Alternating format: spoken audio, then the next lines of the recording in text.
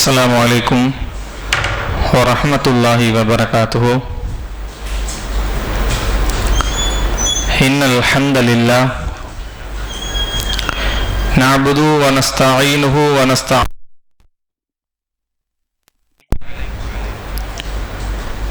ونعوذ بالله من شرور أنفسنا ومن سيئات أعمالنا.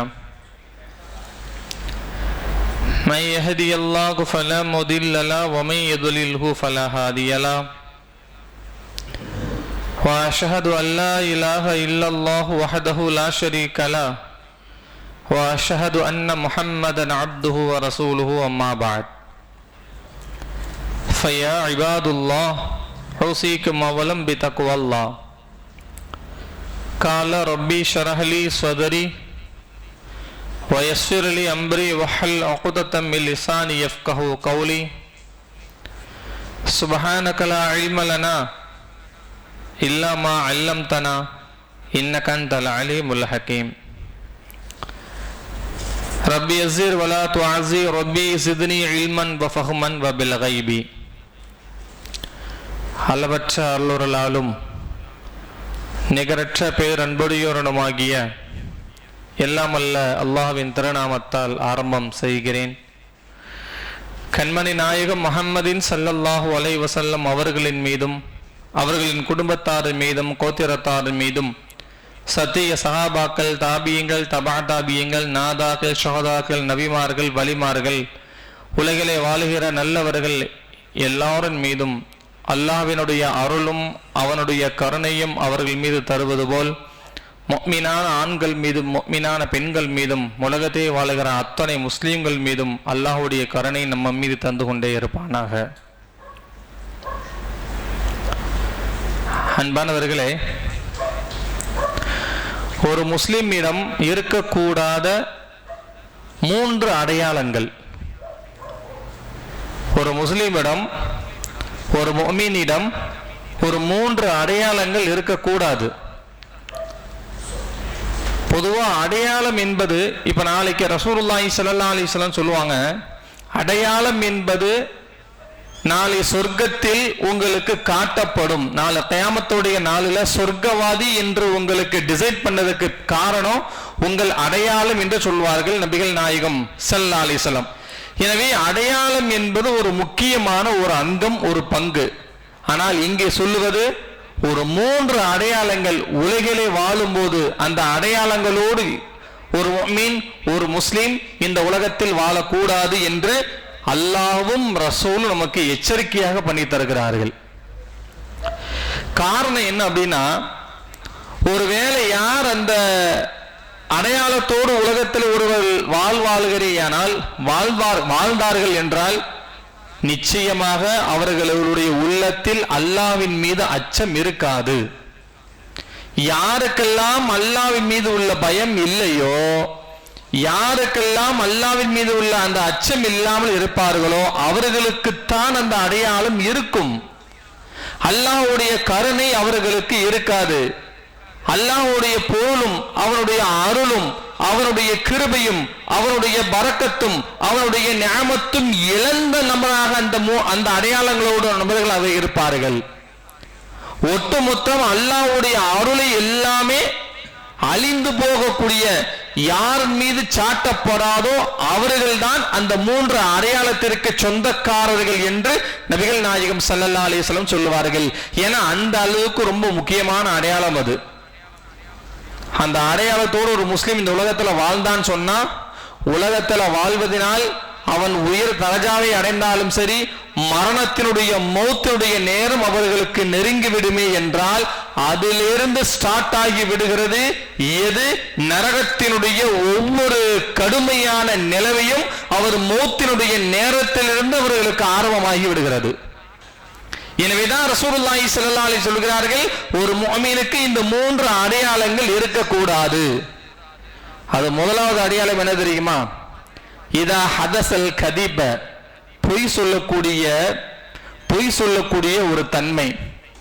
பொய் பேசுறது, பொய் சத்தியம் செய்வது, பொய் சொல்லி வியாபாரம் செய்வது, பொய் சொல்லி சத்தியம் செய்வது, பொய் மூலியமாக ஒருவனை உயர வைப்பது, பொய்யினால் ஒருவனை ஈமானை தாழ வைப்பது, ஒட்டுமொத்த பொய்யான ஒரு விஷயம் ஒரு மனிதனிடத்தில் இருக்குமே ஆனால், அழுகி போன ஒரு பழம் அதை அப்படியே நல்லா ஸ்ப்ரே எல்லாம் அடிச்சு இது சத்தியம் பண்ணி ஒருத்தன் சொல்றான், பொய் சொல்றான், சத்தியமாக இது நல்ல பலன்தான் என்று வியாபாரத்துடைய விஷயத்தில் கூட ஒருவன் பொய் சொல்லி விட்டுவிடக் கூடாது என்று இஸ்லாம் அழகாக எச்சரிக்கையாக செய்கிறது.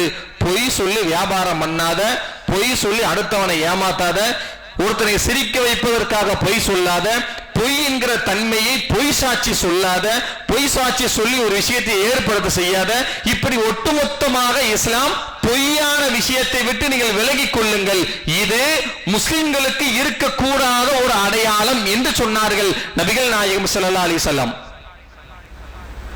புகாரில ஒரு ஹதீஸ் வருகிறது, நாளைக்கு அல்லாஹ் ரப்புல் ஆலமீன் ஒரு 3 பேரை லா யல்துருல்லா, 3 பேர் அல்லாஹ் பார்க்கவே மாட்டான். எங்க? கியாமத்துடைய நாள்லையா, மாஷருடைய நாள்ல. லா யல்துருல்லா லா யுகல்லிமுல்லா, பார்க்கவும் மாட்டான், அவர்களோடு பேசவும் மாட்டான். அந்த 3 நபர்களை குறித்து ரசூலுல்லாஹ் சொல்லும்போது முதலாவது நபர் யாரு தெரியுமா? ஃபஹலஸத்துக்கும் மஹல்னல் லிபாஸ், யார் கரண்டைக்கு கீழே வர ஆடை அணிவார்களோ அவர்கள். இரண்டாவது யாரு? செய்த உதவியை சொல்லி காட்டுபவர்கள். மூணாவது தான் சொன்னாங்க ரசூலுல்லாஹ், யார் தெரியுமா? ஃபஹல்ஸபுக்கும் பில் கிதுபா, அதிகமாக பொய் சொல்பவன். பொய் சொல்பவன், பொய் சொல்லி வியாபாரம் செய்பவன், பொய் சாட்சி சொல்பவன், பொய் சத்தியம் செய்பவன், இவர்கள் அத்தனை பேருமே அல்லாஹ் ரப்பல் ஆலமீன் லா யல்துருல்லாஹ் லா யுகல்லிமுல்லாஹ், அவரிடத்துல பேசவும் மாட்டான், அவர்களை பார்க்கவும் மாட்டான் என்று நபிகள் நாயகம் ஸல்லல்லாஹு அலைஹி சொன்னார்கள். ஒரு விஷயம் புரிஞ்சுக்கணும், எப்ப அல்லாஹ் நம்மள பார்க்கலையோ, எப்ப அல்லாஹ் நம்ம பேச்ச கேட்கலையோ, நாம பேசுறதுக்கு அல்லாஹ் பதில் சொல்லலையோ, அப்பவே நம்ம முடிவு பண்ண வேண்டியதுதான். என்ன தெரியுமா? நாம நரகத்திற்கு சொந்தம் ஆயாச்சுன்னு. நாளை கியாமத்துடைய நாள்ல ஒவ்வொரு உறுப்புகளும் பதில் பேசுங்க. வாயை தவிர எல்லா உறுப்புகளும் பதில் பேசும். நாம செஞ்ச எல்லாமே, ஒரு முடி கூட நாம செய்த தவறின் மூலியமா அல்லாஹ்ட்ட சொல்லு காட்டும். இனிஷ்டகா, முறையிடும், இந்த முடி இவன் என்ன இப்படி செஞ்சான், இந்த மூக்கு இப்படி தப்பு செஞ்சது, இந்த கை இப்படி தப்பு செஞ்சது என்று பேசிக்கிட்டே இருக்கும் ஒவ்வொரு உறுப்புகளும். ஆனா இந்த 3 லிஸ்ட் இருக்கா இல்லையா, யார்கிட்ட அல்லாஹ் பேச மாட்டானோ, யாரு அல்லாஹ் பார்க்க மாட்டானோ, இவர்கள் அந்த லிஸ்ட்ல வரவே மாட்டாங்க. நாளைக்கு உங்களுக்கு பேச்சுவார்த்தை கணக்கு வார்த்தையே கிடையாது. அவரை நரகத்தை இழுத்து செல்லுங்கள் என்று உடனே ஆர்டர் கொடுக்கப்படும். ஏன்னா அவ்வளவு பெரிய கொடுமையான பாவம் பொய் சொல்றது, அவ்வளவு கொடுமையான பாவம் பொய் சாட்சி சொல்வது, பொய் சொல்லி வியாபாரம் செய்வது. அந்த அளவுக்கு ரசூலுல்லாஹி ஸல்லல்லாஹு அலைஹி வஸல்லம் அல்லாஹ் ரப்பல் ஆலமீன் இந்த பொய்யை குறித்து ஒரு முஃமினுடைய அடையாளமாக நீங்கள் ஆக்கி விடாதீர்கள். இவன் வந்துட்டானா, இவன் என்னப்பா ஒரு பொய், அந்த அடையாளம் உனக்கு வந்துருச்சுன்னா நீ நரகம் முடிவு பண்ணிக்கன்னு சொன்னாங்க ரசூலுல்லாஹ். அல்லாஹ் குர்ஆன்ல சொல்றான், மன் கஸஃப ஸய்யிஅத்தன் வஹாதத் பி ஹதியத்துஹு ஃபஉலாயிக அஸ்ஹாபுன் நார் ஹும் ஃபீஹா காலிதூன். ரெக்கமெண்டேஷன் அல்லாஹ் பண்றான் பாருங்க. என்ன ரெக்கமெண்டேஷன்? உடனே அல்லாஹ் சொல்றான், உலகத்துல வாழும்போது சொர்க்கவாதிகளுக்கு சொல்லப்பட்ட சீதேவிகளும் நரகவாதிகளுக்கு சொல்லப்பட்ட மூதேவிகளை குறித்து அல்லாஹ் இங்க பேசுறான். மன் கஸஃப ஸய்யிஅத்தன் வஹாதத் பி ஹதியத்துஹு ஃபஉலாயிக அஸ்ஹாபுன் நார் ஹும் ஃபீஹா காலிதூன். யார் இந்த உலகத்தை தீமையை சம்பாதிக்கிறார்களோ, தீமை மட்டுமே வாழ்க்கையாகவோ, தீமை மட்டுமே, அதாவது பொய் இந்த மாதிரியான விஷயங்கள், யாருக்கு அவர்கள் அந்த பாவம் மட்டுமே அவர்களை சூழ்ந்து கொண்டு விட்டதோ, ஃபஉலாயிக அஸ்ஹாபுன் நார் ஹும் ஃபீஹா காலிதூன், நரகத்தில் அவரை தூக்கி எறியப்படுவார்கள், நிரந்தரமாக நரகத்திலே தங்கி விடுவார்கள். இது ஏன் அல்லாஹ் நரகத்திலே நிரந்தரமாக தங்கி விடுவார்கள் என்று ஏன் அல்லாஹ் சொல்றான் தெரியுமா? நம்ம யோசிக்கணும். குர்ஆனுடைய ஆயத்துக்களை பொறுத்த வரையும் ஒவ்வொரு விஷயத்தை நம்ம ரொம்ப யோசிக்கணும். அல்லாஹ் நரகவாதி என்று சொல்லி முடிச்சிருந்திருக்கிறான், அவன் நரகத்துக்கு நுழைஞ்சிருவாரு அப்படின்னு சொல்லி அல்லாஹ் முடிச்சிருந்திருக்கிறான். ஏன் அல்லாஹ் ரப்பல் ஆலமீன் ஹும் ஃபீஹா காலிதூன், நிரந்தரமாக ஏன் அங்கே தங்குவார்கள் என்ற இந்த வார்த்தையை ஏன் அல்லாஹ் சொல்லணும் தெரியுமா? எதனால் அல்லாஹ் அந்த வார்த்தையை சொல்றான் தெரியுமா? மன்னிப்பே கிடையாது அவனுக்கு. முதல்ல கலிமா சொன்ன அத்தனை பேருக்குமே செய்த தவறுகளுக்கு பிறகு மன்னிப்பு உண்டு, சொர்க்கம் உண்டு என்று எல்லாத்துக்குமே தெரியும். யாரெல்லாம் லா இலாஹ இல்லல்லாஹ் கலிமா சொன்னார்களோ அத்தனை பேருமே செய்த தவறுகளுக்கு மன்னிப்பு கேட்டு அல்லாஹ் உடனே சொர்க்கத்துக்கு அனுப்புவான் என்றாவது ஒரு நாள். அந்த லிஸ்ட்ல கூட இந்த ஆள் வரமாட்டாரு. முஹத்திஸீன்கள் சொல்றாங்க, அல்லாஹ் ஒரு கையை நோம்புடைய நாள்ல கையை அள்ளி அப்படி தூக்கி சொர்க்கத்துல போடும்போது இவன் தொங்கிக்கிட்டு கீழே மறுபடியும் நரகத்திலே விழுந்து விடுவான். திரும்ப அல்லாஹ் அள்ளுவான், திரும்ப தொங்கி கீழே விழுந்துருவான், திரும்ப அல்லாஹ் அள்ளுவான், சொர்க்கத்துக்கு போடும்போது திரும்ப கீழே விழுந்துருவான். யாரு? இந்த லிஸ்ட்ல உள்ளவன். யாரும் நிரந்தரமாக நரகத்தில் தங்கி விடுவார்கள் என்று யாருக்கு சொல்லப்பட்டுச்சோ, எந்த நபருக்கு தரப்பட்டுச்சோ, ஒருபோதும் நரகத்தை சொர்க்கத்துக்கு அவர் போக முடியாது. எனவேதான் அல்லாஹ் ரப்பல் ஆலமீன் பொய் என்கிற விஷயத்தை விட்டு நீங்கள் வெளியே வந்து விடுங்கள், பொய்யான செயல்பாடுகளை விட்டு நீங்கள் வெளியே வந்து விடுங்கள், பொய் சத்தியம் செய்யாத, பொய் சாட்சி சொல்லாத, பொய் பேசாத, சிரிக்க வைப்பதற்கோ உனக்கு பொய் கசப்பா இருந்தாலும் உண்மையாக பேசிவிடு, நீ சாகும் நிலைமையில் இருந்தாலும் உண்மையை மட்டும் பேசு, பொய்யை பேசிவிடாது என்று இஸ்லாம் நமக்கு அழகாக சொல்லித் தருகிறது. நீ உண்மைக்காக நீ உண்மை சொன்னால் இறந்து விடுவாய், எனவே நீ பொய் சொல்ற என்று சொன்னா உலகம் உனக்கு நரகமா மாறிடும், உலகமும் நரகமா மாறிடும், மறுமையும் உனக்கு நரகமா மாறிடும். எப்ப நம்ம உண்மையை சொன்னா இறந்து போயிடும் என்று சொன்னால் உலகமும் சொர்க்கம் மறுமையும் சொர்க்கம். ஏன்? பொய்.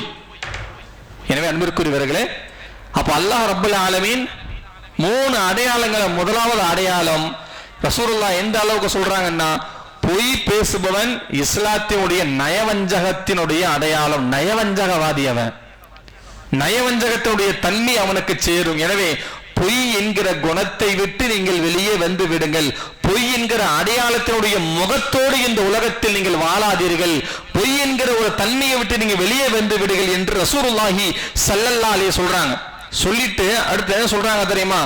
யார் 2 தாடைகளும் 2 தொடைகளுக்கும் மத்தியில் உள்ள ஒன்றை எவர்கள் பாதுகாத்துக் கொள்வார்களோ, 2 தாடைகள், இந்த 2 தொடை, 2 உதடுகளுக்கு மத்தியில் நாவை, 2 தொடைகள் மர்மஸ்தானத்தையும் நாவையும் யார் ஒருவர் இந்த உலகத்தில் பாதுகாத்து வாழ்ந்து விடுவார்கள் என்றால் அவர்களுக்கு சொர்க்கத்தை வாங்கி கொடுப்பதற்கு நான் பொறுப்பேற்றுக் கொள்கிறேன் என்று நபிகள் நாயகம் ஸல்லல்லாஹு அலைஹி சொல்றாங்க.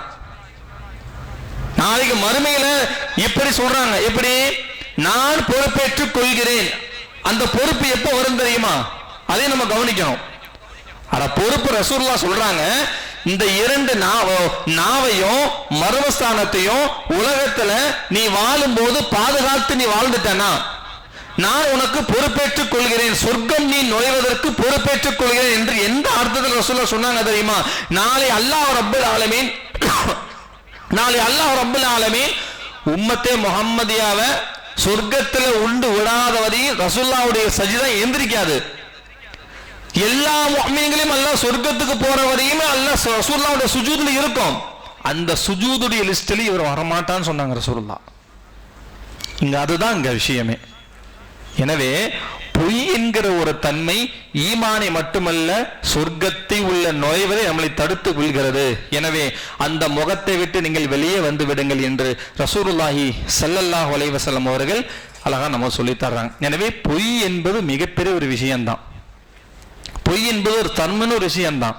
பாருங்க, சின்ன சின்ன பாவங்கள் எல்லாம், இப்போ 30 நாள் நோன்பு வைத்தால் உங்கள் பாவங்கள் மன்னிக்கப்படுகிறது. 30 நாள் நோன்பு வைத்தால் உங்கள் பாவங்கள் மன்னிக்கப்படுகிறது. அடுத்து சொன்னாங்க ரசூலுல்லாஹி ஸல்லல்லாஹு அலைஹி வஸல்லம், நீங்க அரஃபாவுடைய நாள்ல நோன்பு வைத்தால் 1 வருடத்தினுடைய பாவங்கள் அழிக்கப்படுகிறது. நீங்க இப்ப நஃபிலாக நோன்பு வைத்தால் பாவங்கள் அழிக்கப்படுகிறது, பராத் நோன்பு வைத்தால் பாவங்கள் அழிக்கப்படுகிறது, இப்படி ஒரு நன்மை செஞ்சா பாவங்கள் அழிக்கப்படுகிறது. இப்படி பாவங்கள் அழிக்கப்படுவதற்கு எல்லா விஷயங்களும் சொன்னாங்க ரசூலுல்லாஹ். ஆனா எந்த பாவம் தெரியுமா? அது ரமலான் மாசத்துல நோன்பு வைத்தா பாவங்கள் அழிக்கப்படுகிறது என்று, ஹஜ்ஜி செய்தால் பாவங்கள் அழிக்கப்படுகிறது என்றால் எந்த பாவம்?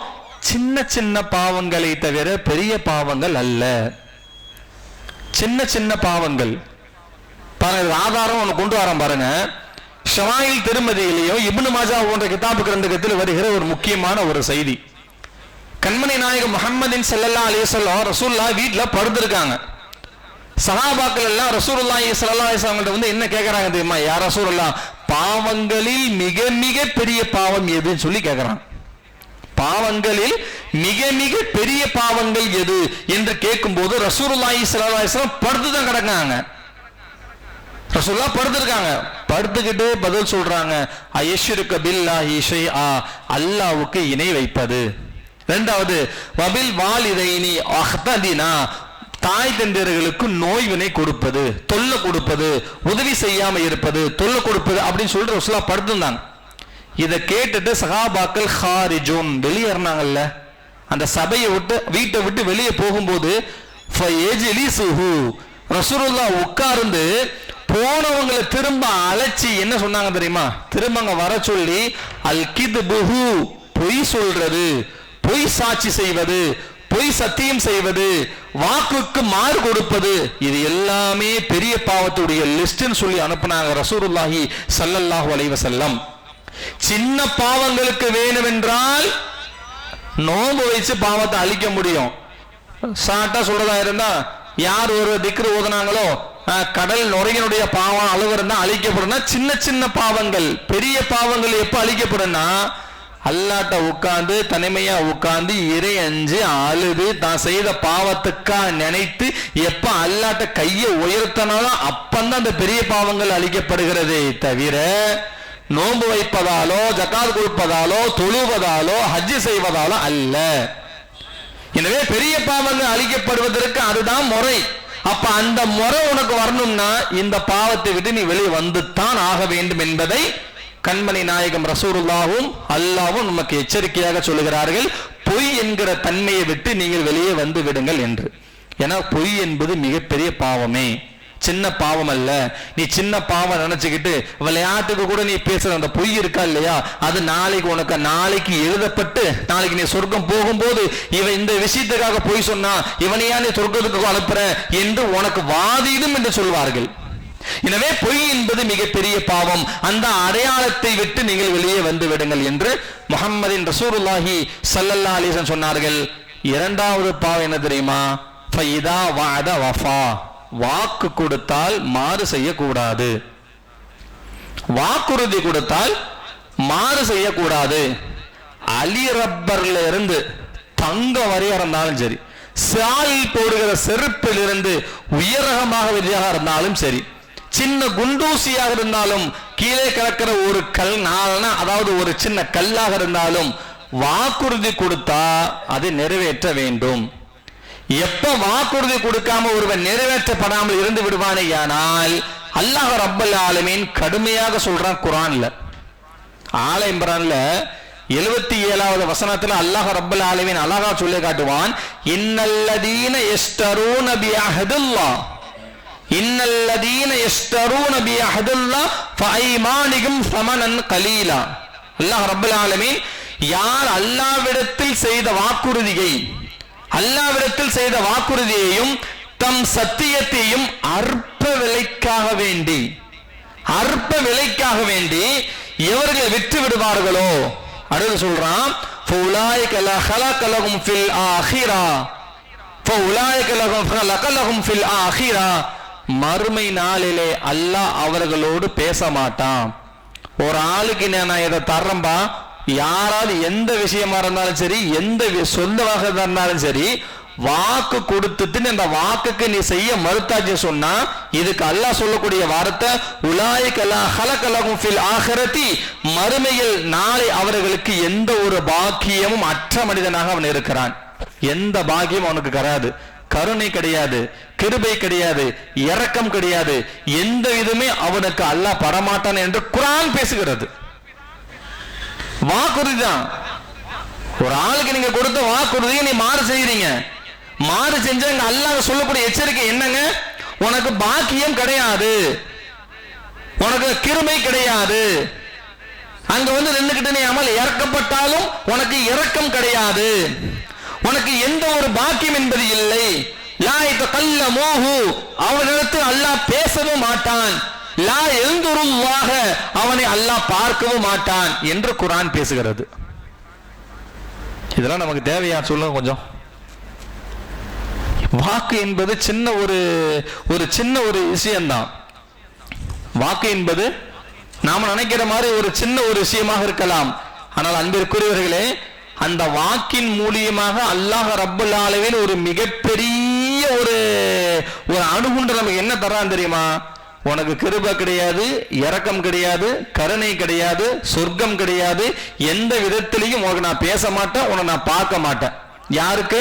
வாக்கு கொடுத்து நிறைவேற்றாதவனுக்கு என்று குர்ஆன் எச்சரிக்கை செய்கிறது. எனவே வாக்கு கொடுத்தால் அதை நிறைவேற்றுங்கள். வாக்கு கொடுக்கவில்லை என்றால் அதுக்கு பதிலாக ரசூலுல்லாஹ் உன் நாக்க பாதுகாத்துட்டு போ, உன்னால முடிஞ்சா வாக்கு கொடு, முடியலையா உன் நாக்க பாதுகாத்துட்டு நீ போய்கிட்டே இருன்னு சொன்னாங்க ரசூலுல்லாஹி ஸல்லல்லாஹு அலைஹி வஸல்லம். எனவே அன்பிற்குரியவர்களே, வாக்கு என்பது மாறினால் பெரிய பாவம் என்றால், வாக்கு என்பது பெரிய பாவம் என்று சொன்னால், நம்ம இந்த உலகத்திலே நாம சின்ன சின்ன விஷயத்துக்காக செயல்படக்கூடிய இந்த சின்ன சின்ன தவறு தான் நாம பெரிய ஒரு லெவல்ல கொண்டு போய் விடுகிறது. எனவே அன்பிற்குரியவர்களே, எனவே இந்த மாதிரியான இந்த 3 அடையாளங்கள்ல இரண்டாவது அடையாளம் வாக்கு. இந்த வாக்குறுதிக்கு மாறு செய்து விட்டால் அல்லாஹ்விடத்திலிருந்தே தருகிற எச்சரிக்கை இதுதான். நாளைக்கு அல்லாஹ் நம்மளை பார்க்காமல் பேசாமல் கிருபை செய்யாமல், ஏங்க கியாமத்துடைய நாளில சூரியன் சுட்டரிக்கக்கூடிய நேரத்தில் கூட அல்லாஹ் நிழல கூட தரமாட்டான் நமக்கு. ரசூலுல்லாஹ் என்ன சொன்னாங்க தெரியுமா? ஒருத்தன் கியாமத்தினால் வர்றதுக்கு முன்னாலே வஃபாத் ஆயிரணும். கியாமத்தினால் வர்றதுக்கு முன்னாலே வஃபாத் ஆயிரணும். கியாமத்தினால் வந்ததுக்கு பிறகு வஃபாத் ஆகணும் ஒருத்தர் நினைச்சான்னு சொன்னாங்களே, இருக்கிற கொஞ்ச நேரம் ஈமான்லாம் பறி போயிடும். ஏன்னா தஜ்ஜாலுடைய குழப்பம் எல்லாம் அகேன்ஸ்ட் நம்ம எல்லா விஷயமும் ஈமானை இழந்து கடைசி அவன் பக்கம் போற நிலைமை ஒன்று ஏற்படும். அந்த எதுக்கு சொல்ல வரோம்னா, அந்த நிழலை கூட அல்லாஹ் நமக்கு தரமாட்டான். யார் வாக்கு சொன்னாங்க? ரசூலுல்லாஹி ஸல்லல்லாஹு அலைஹி வஸல்லம். ஆயிஷா நபி கேக்குறாங்க, யா ரசூலல்லாஹ், நாளை கியாமத்துடைய நாளில அந்த சூரியன் மறுமையுடைய நாளிலே அந்த சூரியனுடைய அந்த தண்ணி இறங்கும் போது யாருக்கு அல்லாஹ் நிழலை கொடுப்பான்னு சொல்லும் போது 7 பேரை குறிப்பிட்டு இன்னொரு குறிப்பை சொன்னாங்க. யார் இந்த உலகத்துல வாக்குறுதிக்கு மாற்றம் செய்யாமல் உடனே நிறைவேற்றுவார்களோ அல்லாஹ் அவனுக்கு தனிமையாக என்று அல்லாஹ் சொல்றான். குளிர்ந்ததாக அல்லாஹ் அவனுக்கு ஆக்குகிறான். எனவே வாக்கு என்பது மிகப்பெரிய பாவம். மாறு செஞ்சா வாக்கு என்பது ஒருவருக்கு முடிந்தால் கொடுங்கள், இல்லை என்றால் கொடுக்காதீங்க. ஏன்னா தவறாக எண்ணுகிற அசட்டையாகவோ தெரியாமலோ அல்லது நமக்கு தெரிந்தோ சின்ன சின்ன விஷயங்கள் நம்ம இந்த விஷயங்களை நம்ம தற்காத்து கொள்ளாமல் பாதுகாத்து கொள்ளாமல் அதை விட்டு நம்ம வெளியே வராமல் திரும்ப திரும்ப ஒரே தவிர திரும்ப நம்ம செய்யும் போது அல்லாஹ் நம்மளை பாதுகாக்கணும், மிகப்பெரிய ஆபத்தை நோக்கி நாம் சென்று விடுவோம். எனவே இரண்டாவது அடையாளம், முதலாவது அடையாளம் பொய். இந்த பொய்யை விட்டு ஒரு முஸ்லிமுக்கு இருக்கக்கூடாது. இரண்டாவது வாக்குறுதி. மூணாவது ஏத்தமினல் கான, ஒருவனை உங்களை நம்பினால் அவனுக்கு நீங்க மோசம் செய்யாதீங்க. யாராவது ஒரு ஆளை நீங்க நம்புனீங்கன்னா, உங்களை யாராவது ஒரு ஆள் நம்பினால் அந்த நம்பப்பட்ட நபர்களுக்கு மோசம் செய்து விடாதீர்கள். அலி ரப்பரை நான் உனக்கு தர்றேன் அப்படின்னு சொல்லி என் மூலியமாக அவனுக்கு நீ நம்பிக்கை நீ கொடுத்தால் அதை அந்த அலி ரப்பருடைய விஷயமாக இருந்தாலும் சரி, அந்த நம்பிக்கைக்கு நீங்கள் மோசடி செய்து விடாதீர்கள் என்று சொன்னார்கள் நபிகள் நாயகம் ஸல்லல்லாஹு அலைஹி வஸல்லம். எனவே இந்த 3 விஷயமும் ஒரு மனிதன் இன்று இலகுவாக செய்கிற சிம்பிளான விஷயம். இது பொய் சொல்றதுங்கிறது விளையாட்டாக நம்ம பேசிடக்கூடாது. இரண்டாவது வாக்கு என்பது சும்மா அடிச்சு விடக்கூடாது. மூணாவது நம்பினால் மோசம் செய்வான். யாராவது நம்ம நம்பினாங்கன்னா ஆமா அவங்க கடக்கா நம்ம என்ன அப்படிங்கிற விஷயத்துக்கு கொண்டு போயிடக்கூடாது. இந்த 3 விஷயம் சாதாரணமானது, ஆனால் அல்லாஹ்விடத்தில் இது ஒரு மிகப்பெரிய உயர்வானது. இந்த 3 விஷயத்தை ஒரு முஃமினுடைய அடையாளம் இல்லாமல் இருந்தால், பொய் பேசாம ஒரு மனிதன் முஸ்லீமாக இருந்தால், வாக்குறுதியை மாற்றாத முஸ்லீமாக இருந்தால், நம்பினவனுக்கு மோசடி செய்யாமல் இருந்திருந்தால், எந்த நபர்களுக்கு மோசடி செய்யாமல் ஒரு நபருக்கு இருந்தால் அவனை அல்லாஹ் உயர்ந்த தரஜாவில் உலகத்திலே வாழும் போதே அல்லாஹ் அவர்களை வைக்கிறான் என்று சொன்னாங்க. அது ஆயிஷா நாயகி ரொம்ப புத்திசாலி இல்லையா? ஆயிஷா நாயகி என்ன கேட்டாங்க தெரியுமா? ஆயிஷா நாயகி, யா ரசூலல்லாஹ், ஒருவர் இந்த உலகத்திலே தவறு செய்யும் போதும் தவறுகளை அவர்கள் செய்து கொண்டே இருக்கும் போதும் நல்லா தானே வாழ்ந்துகிட்டு இருக்கிறாங்கன்னு கேட்கிறாங்க. அப்படிதான் உலகத்தில் நம்ம பார்க்கிறோம். நல்ல பாவம் செய்யறான், நிறைய பாவம் செய்யறான், எல்லாம் இருக்கவன்ட்ட நல்லாதான் இருக்கான், அது எப்படி? இந்த கேள்வி அது ஆயிஷா நாய்க்கு ரசூலுல்லாஹ் கேட்டாங்க. இப்படி இருக்கும்போது என்ன அப்படின்னு கேட்கும்போது என்ன சொன்னாங்க தெரியுமா? அது அவனுக்கு சோதனைன்னு சொல்லி முடிச்சிட்டாங்க. அது அவனுக்கு தரக்கூடிய இறைவன் கொடுக்கிற சோதனை. அது தெரியாமையே அவன் வாழ்ந்து கொண்டு இருக்கிறான். அந்த சோதனை என்பதை தெரியாமலே வாழ்ந்து கொண்டு இருக்கிறான். இக்கட்டான ஒரு சூழலை எப்ப அந்த அவனுக்கு தெரியும் தெரியுமா? இதா அஹதல் மௌத், மௌத்துடைய நேரம் வருவதற்கு முன்னாடியே அவனுக்கு தெரிந்துவிடும் நீ வாழ்ந்த வாழ்க்கை என்னவான வாழ்க்கை என்று. எனவே அன்பிற்குரியவர்களே, இந்த 3 தன்மைகளும் ஒரு முஸ்லிமுடைய அடையாளமே. இந்த அடையாளங்கள் ஒரு முஸ்லிமுடைய முகத்தில் இருக்கக்கூடாது, அகத்திலும் உள்ளத்திலும் இருக்கக்கூடாது என்பதை ரத்தினமாக எச்சரிக்கையாக குர்ஆன் ஹதீஸ் நமக்கு எச்சரிக்கையாக காட்டுகிறது. எனவே பொய் சொல்வதும் சரி, வாக்குறுதிக்கு மாறு செய்வதும் சரி, நம்புவர்களுக்கு மோசடி செய்வதும் சரி, இந்த தன்மையான இந்த அடையாளத்தை ஒரு முனாஃபிக்குடைய அடையாளம், இந்த முனாஃபிக்குடைய அடையாளம் ஒரு முஸ்லிமுடைய முகத்தில் இருக்குமேயானால் அதை விட்டு நீங்கள் வெளியாகி விடுங்கள் என்று பெருமானார் அவர்கள் சஹாபாக்களுக்கும் சொன்னார்கள். அல்லாஹ் உலக மக்களுக்கு இங்கே எத்தி வைக்கிறான். எனவே அல்லாஹ் ரப்பல் ஆலமீன் இந்த 3 தன்மைகளை விட்டும் அல்லாஹ், இந்த 3 அடையாளங்களை விட்டும் அல்லாஹ் நம்மளை பாதுகாத்து அது இருந்தால் அதை விட்டு வெளியேறக்கூடிய தௌஃபீக்கை வல்ல ரஹ்மான் நம் அனைவருக்கும் தந்த அருள் புரிவானாக. வாஹிரு தஅவானா அனில் ஹம்துலில்லாஹி ரப்பில் ஆலமீன். அஸ்ஸலாமு அலைக்கும்.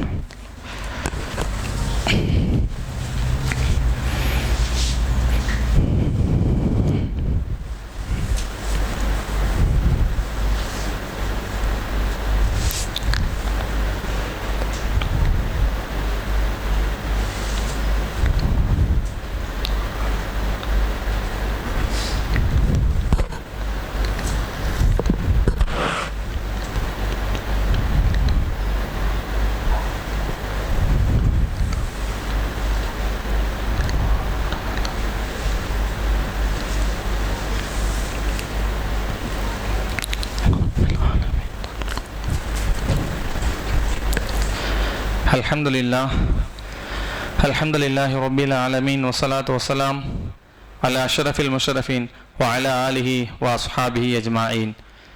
அல்லாஹும்ம ஸல்லி அலா சய்யிதினா வ நபியினா வ மௌலானா முஹம்மதின் வ அலா ஆலி சய்யிதினா முஹம்மதின் வ பாரிக் வ ஸல்லிம் அலைஹி. அல்லாஹும்ம பாரிக் அலா முஹம்மதின் வ அலா ஆலி முஹம்மதின் கமா பாரக்த அலா இப்ராஹீம வ அலா ஆலி இப்ராஹீம இன்னக ஹமீதுன் மஜீத். வ قال الله تعالى وإن الله وملائكته يصلون على النبي يا أيها الذين آمنوا صلوا عليه وسلموا تسليما. اللهم صل على سيدنا ونبينا ومولانا محمد وعلى آل سيدنا محمد وبارك وسلم عليه. اللهم صل على محمد نبي الأمه وعلى آله وأصحابه أجمعين وسلم تسليما كثيرا والحمد لله رب العالمين. فإن أحد حق تلاوته وأرسلت رسالا حقا تلاوة أبو بكر الصديق رضي الله تعالى عنه. فإن محراب عمر بن الخطاب رضي الله تعالى عنه. فيحفظ من القرآن عثمان بن عفان رضي الله تعالى عنه.